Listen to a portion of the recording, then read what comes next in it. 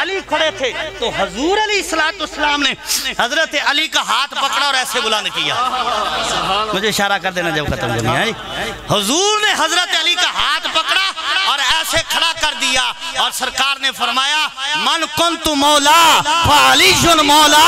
فرمایا جس کا میں مولا اس کا علی مولا.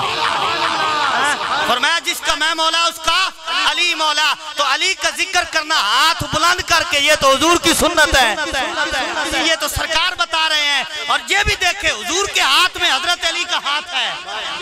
ہاں جی. اور ایک موقع آیا جس کو صلح حدیبیہ کہتے ہیں. سرکار علیہ السلام حضرت عثمان غنی تشریف لے کے مکہ شریف, حضور علیہ السلام نے صحابہ کرام سے بیعت لی اور سرکار نے بیعت لی. صحابہ کرام نے ہاتھ رکھا اور پھر ایک ہاتھ حضور نے رکھا اور سرکار نے فرمایا یہ ہاتھ عثمان کا ہاتھ, یہی وہ ہاتھ ہے جس ہاتھ میں علی کا ہاتھ ہے.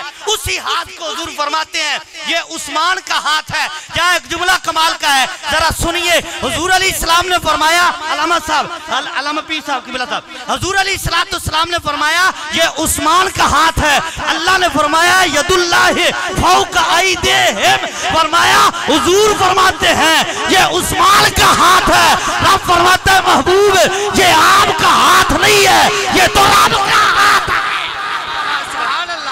ہم علی کو مانتے ہیں کہ علی کا ہاتھ حضور کے ہاتھ میں ہے, اور ہم عثمان کو بھی اس لیے مانتے ہیں کہ حضور نے اپنے ہاتھ کو عثمان کا ہاتھ قرار دیا ہے.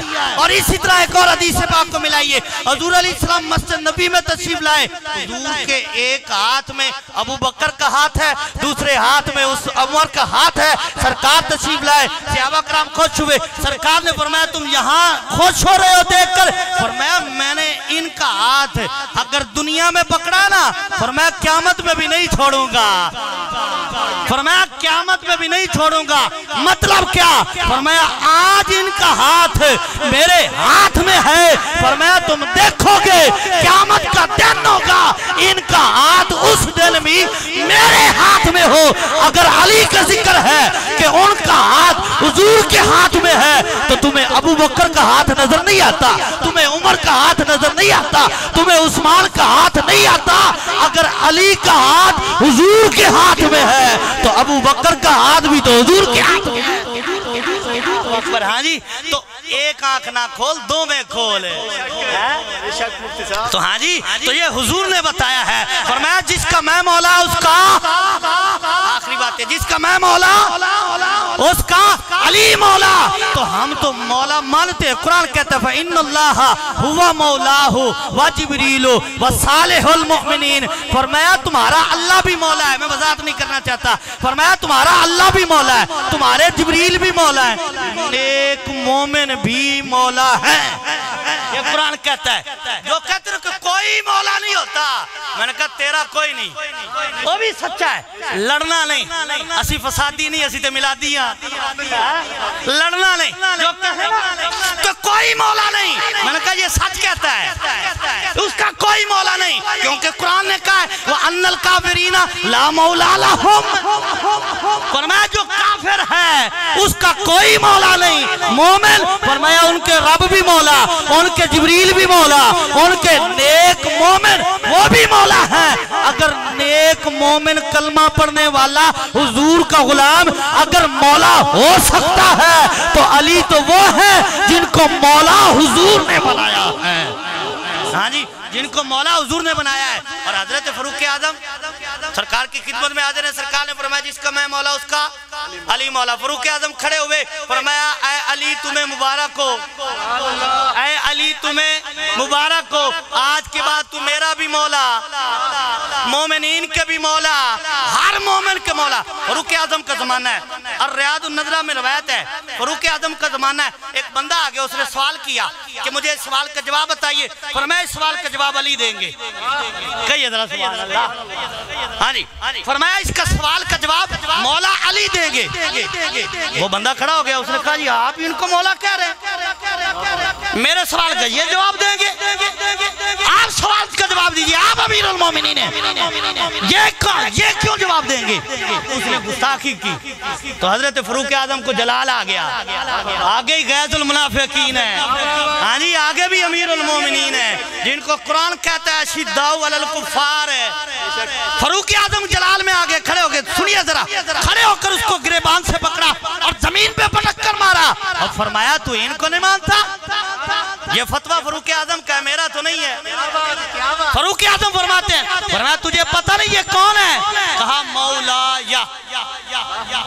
فرمایا مولایا و مولا کل مؤمن, فرمایا یہ میرے بھی مولا ہیں, ہر مومن کے مولا ہیں. فرمایا جو ان کو مولا نہ مانے, فرمایا میرا فتویٰ ہے, فرمایا لیس بمؤمن, فرمایا وہ مومن ہو ہی نہیں سکتا. فرمایا مومن وہ ہوگا جو کلمہ حضور کا پڑھے اور علی کو اپنا مولا مانتا ہو. فرمایا جو علی کو مولا مانے وہی تو مومن ہے, جو علی کو مولا مانے وہی تو مومن ہے. یہ فتویٰ کس کا ہے؟ اچھا آخری بات کرے, حضرت علی کا بڑا مقام ہے, بیان کرو جی. حضرت علی کا مقام یہ ہے کہ وہ دولہا بن کے حضور کے گھر گئے ہیں. حضرت علی کا کوئی تھوڑا مقام ہے؟ تھوڑی سی عقل میں اتنا بڑا علی آ جائے. ہاں جی, علی کا کوئی مقام تھوڑا, علی کا مقام یہ ہے. اور سرکار علیہ السلام نے فرمایا کائنات کی بہترین عورت کو کائنات کے بہترین مرد کے نکاح میں دے رہا ہوں. تو حضرت علی دولہا بن کے حضور کے گھر گئے. میں نے کہا سنی کون انکار کرتا ہے حضرت علی کے مقام کو؟ یہ رب نے ان کو مقام عطا فرمایا ہے. اگر تجھے علی کا مقام نظر آیا ہے کہ وہ دولہا بن کے حضور کے گھر گئے ہیں, تو پھر عثمان کا بھی مقام دیکھنا. یہ ایک بار دولہا بن کے گئے ہیں, عثمان 2 بار دولہا بن کے حضور کے گھر تشریف لے کر جاتے ہیں, حضور کی بارگاہ میں حاضر ہوتے ہیں. عثمان 2 بار دولہا بن کے گئے. اچھا پھر اگلی بات سنیے, اگر حضرت علی کی یہ شان ہے کہ وہ دولہا بن کے حضور کے گھر گئے ہیں, تو پھر ابو بکر کا کتنا مقام ہے جن کے گھر دولہا بن کے حضور گئے ہیں؟ ہاں جی, تو پھر ابو بکر کا مقام کیا ہوگا, پھر عمر کا مقام کیا ہوگا کہ جن کے گھر وہ دولہا بن کے گئے ہیں جو ساری کائنات کے دولہا ہے.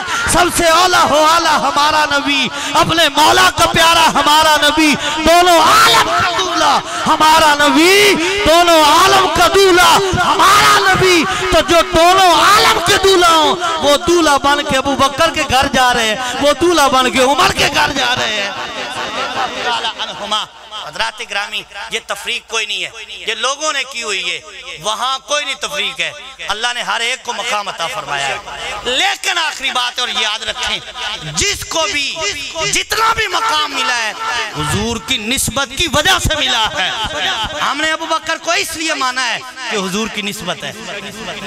ہاں جی, ہم نے حضرت عمر کو اس لیے مانا ہے کہ حضور سے نسبت کامل ہے, عثمان کی نسبت کامل ہے. اگر علی کو مانا ہے تو حضور کی نسبت کی وجہ سے مانا ہے. حسن کو مانا ہے یا حسین کو مانا ہے رضی اللہ تعالی عنہم تو حضور کی نسبت سے مانا ہے. اگر بلال کو مانا ہے تو پھر بھی حضور کی نسبت سے مانا ہے. کبھی کسی کے رنگ نہیں دیکھا جاتا وہاں. اگر رنگ کی بات ہوتی تو بلال کبھی کعبے کی چھت پہ کھڑے نہ ہوتے. وہاں رنگ نہیں دیکھے جاتے, وہاں دل دیکھے جاتے ہیں. دل صاف ہو تو قبول ہو ہی جاتا ہے. جسے چاہا در پہ بلا لیا, جسے چاہا اپنا بنا لیا, جسے چاہا در پہ بلا لیا, جسے چاہا اپنا بنا لیا. یہ بڑے کرم کے ہیں فیصلے, یہ بڑے نصیب کی بات ہے. پھر کبھی وقت ملا, کھلا وقت ملا تو پھر آپ سے باتیں کریں گے. آج اتنا ہی قبول کر لیجئے, اللہ قبول فرمائے. مغرب کے بعد ایک محفل ہے, میں نے وہاں محفل پہ جانا ہے, تو اس لیے اب میں اجازت چاہوں گا قبلہ پیر صاحب سے بھی اور آپ سے بھی. اللہ تعالیٰ قبول فرمائے ہماری حاضری, آپ کا بیٹھنا, قبلہ پیر صاحب کا اہتمام کرنا.